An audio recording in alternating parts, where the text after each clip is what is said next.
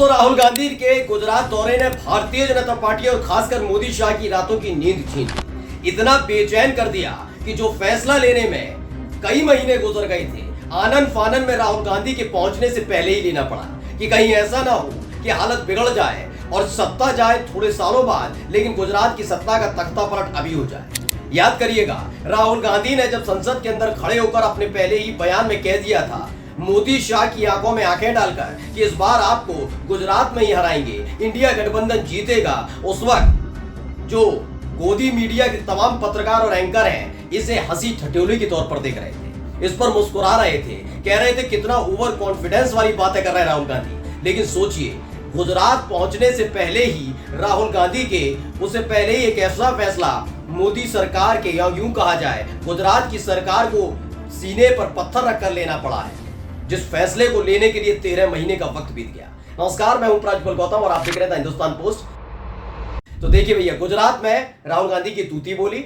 और न केवल तूती बोली बल्कि एक बड़ी जीत दर्ज की है राहुल गांधी ने। वो जीत क्या है वो मैं आपको दिखाऊंगा, लेकिन उससे पहले देखिए, ये उस वक्त की तस्वीर है जब राहुल गांधी अहमदाबाद पहुंचे थे। नेता विपक्ष लुटियंस मीडिया ने इसे लिखा कि नेता विपक्ष राहुल गांधी अहमदाबाद पहुंचे, उनकी गाड़ी का काफिला वहां पर पहुंचा, और वहां पहुंचने के बाद उन्होंने तमाम पीड़ितों से मुलाकात भी की, जो काम वैसे सरकार को करना चाहिए था, लेकिन हाथरस भी गए थे, भी याद होगा। उसके बाद देखिए गुजरात पहुंच गए। लेकिन ये गुजरात पहुंचना बीजेपी के लिए कैसे घातक साबित हुआ और कैसे खलबली मची, वो महत्वपूर्ण खबर है। ये हर कोई जानता है। जो मेरे व्यूअर्स हैं, कमेंट करके जरूर बताइएगा कि 2014 के, यानी कि जब प्रधानमंत्री पहली बार बने नरेंद्र मोदी, उससे पहले क्या वाकई आपने अडानी का नाम सुना था? हो सकता है कुछ लोगों ने सुना हो, उद्योगपति तो थे ही ना, ऐसा नहीं है, लेकिन वो किस लेवल के उद्योगपति थे और आज किस लेवल के उद्योगपति हैं? क्या ये करिश्मा हो सकता है? क्या ये सिर्फ ये हो सकता है कि उनकी इतनी मेहनत रंग लाई कि 10 सालों में उन्होंने मेहनत कर लिया? इसके पीछे वाकई वो वजह है जो राहुल गांधी कहते रहते हैं।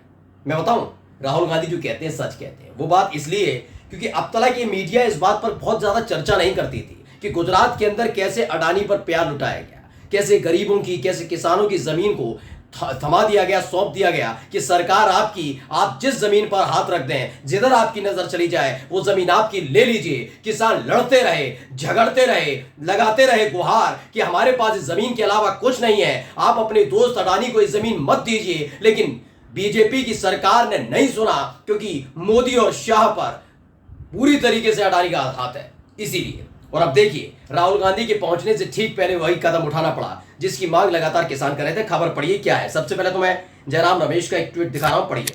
More than 250 acres of grazing land taken away some years back from a villagers and handed over to the Adani Group by the Gujarat government।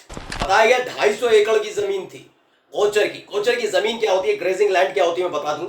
ये वो होती है जो उपजाऊ होती है, जिसपे घास भी उगती है, कुछ चीजें उगती हैं, जिससे वो अपने जो पशु होते हैं वहाँ खाना खिलाने लाते हैं। आपने देखा भी होगा, जाते हैं लोग, गाय भैंस जो अपने गोचर होते हैं उनको ले जाते हैं। उस उपजाऊ जमीन को इसी गुजरात सरकार ने, बीजेपी की सरकार ने अडानी जी को दे दिया था।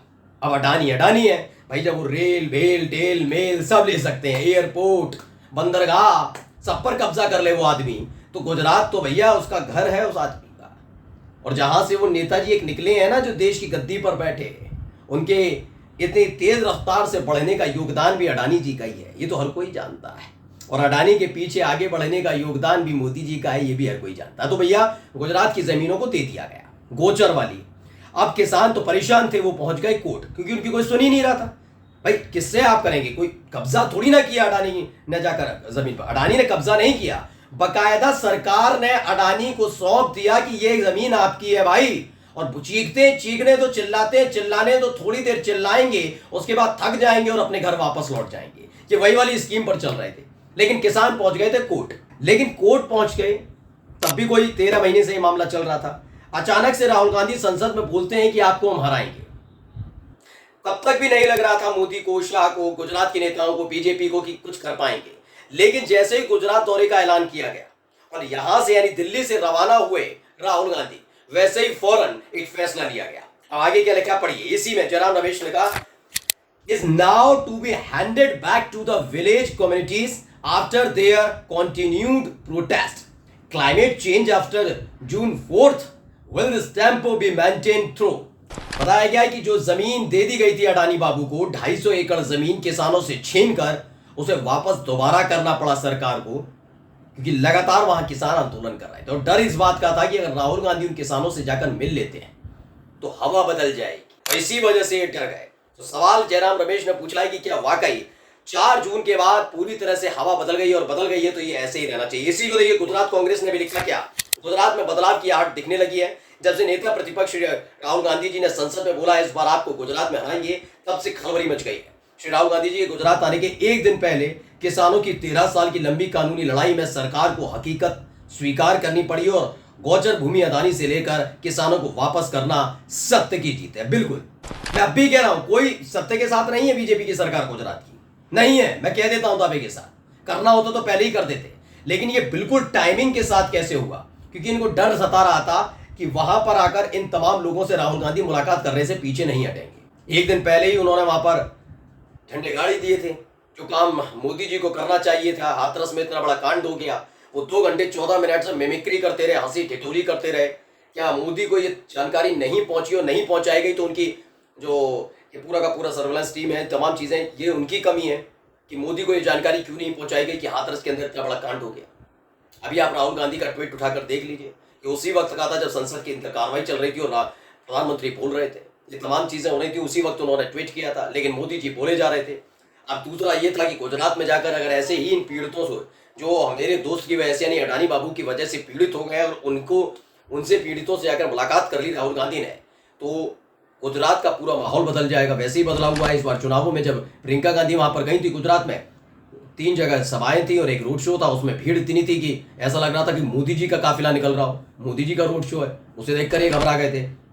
अब देखिए इसी खबर को छापा है अमर उजाला ने भी, और क्या है खबर, ग्रामीणों की बड़ी जीत, अदानी समूह को दी गई 108 हेक्टेयर जमीन वापस लेंगे, गुजरात हाईकोर्ट में बोली सरकार। बाद में बोलना पड़ा, अडानी समूह को दी गई 108 हेक्टेयर गोचर भूमि वापस ले जाएगी। गुजरात सरकार को हाईकोर्ट ने बताया ये जमीन कच्छ में मुंद्रा बंदरगाह बनाने के लिए अडानी समूह को दे दी गई थी। इसके खिलाफ ग्रामीणों ने हाईकोर्ट में याचिका दाखिल की थी। इसमें हाईकोर्ट में याचिका दाखिल की थी, लेकिन 13 महीने बीत गए और उसके बाद कोर्ट तो भाई अपनी तरह से कार्रवाई कर ही रहा था, लेकिन तब तक गुजरात सरकार पूरी तरह से अटक थी। 13 महीने कैसे बीत गए। लेकिन राहुल गांधी के आने की आहट जैसे ही मिली, वैसे ही एक दिन पहले उन्होंने कहा कि सरकार अपने आप को भला मानस दिखाए, बताए कि हम अडानी के साथ नहीं, हम इस तरह के किसी व्यवहार के साथ नहीं। और जो जमीन इन्होंने ही अडानी को सौंपी थी, किसानों की जमीन पर कब्जा करने के लिए अडानी को कहा था, उस जमीन को वापस देने की बात अभी कह रहे हैं। इनसे दरिया दिली इनकी निकल कर आए, लेकिन ये राहुल गांधी की एक बड़ी जीत है और यकीन मानकर चलिए ये इस घटना ने बीजेपी को अंदर तक हिलाकर रख दिया है। नमस्कार।